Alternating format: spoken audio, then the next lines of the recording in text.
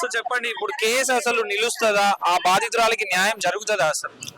Sir, ఒకటి రాష్ట్ర ప్రభుత్వం యొక్క నిర్లక్ష్య వైఖరి అయితే ఖచ్చితంగా కనిపిస్తుంది. ఎఫ్ఐఆర్ బుక్ అయిన తర్వాత కూడా తను అబ్స్కాండ్ కావడం అంటే చాలా బాధాకరమైన విషయం. సో గవర్నమెంట్ యొక్క నిర్లక్ష్యం ఖచ్చితంగా కనిపిస్తుంది. కాకపోతే మేము ప్రజా సంఘాలుగా, విద్యార్థి సంఘాలుగా దీనికి ఖచ్చితంగా వ్యతిరేకిస్తున్నాము. అండ్ న్యాయం జరిగేంత వరకు వాళ్ళ వైఖరి ఎట్లున్నా మా నుండి పోరాటం మాత్రం ఖచ్చితంగా జరుగుతుంది. ఈ పోరాట ఫలితంగా అయినా రేపు న్యాయం జరగక తప్పదు సార్. సో ఆ విధంగానే మా చర్యలు ఉంటాయి సార్. సో అధికారాన్ని అడ్డు పెట్టుకొని కేసు నీరుగార్చే పరిస్థితి ఉందంటారా? డెఫినెట్ గా సార్, ఎందుకంటే మనకు కళ్ళారా కనిపిస్తుంది. ఈరోజు సామాన్యునికి ఒక న్యాయం జరుగుతుంది. ఇట్లా ఇప్పుడు బండి సంజయ్ గారు ఎంపీ గారు కాబట్టి ఈయనకు ఒక న్యాయము, అండ్ వేరే వాళ్ళకి ఒకవేళ జరిగి ఉంటే, ఇట్లా వేరే వాళ్ళ చేసి ఉంటే, సో వాళ్ళకి మాత్రం వెంటనే వాళ్ళని అరెస్ట్ చేసేవాళ్ళు. సో వాళ్ళ కొడుకు కాబట్టి ఈవెన్ ఎఫ్ఐఆర్ బుక్ అయిన తర్వాత కూడా పరారీ అవ్వడానికి అవకాశం మన రాష్ట్ర ప్రభుత్వమే ఇచ్చింది. మేము ఇంతమంది ధర్నా చేస్తున్నాం, పోలీసులు ఇంత ముందు మీరే చూడండి, ఒక ప్రొటెస్ట్ జరిగితే ఇంతమంది వచ్చిన పోలీసులు ఎఫ్ఐఆర్ బుక్ చేసిన తర్వాత కూడా పట్టుకోలేరా, ఆపలేరా? ఎట్లా పంపించగలిగారు? వీళ్ళకి తెలియకుండానే పోయినారు అంటారా?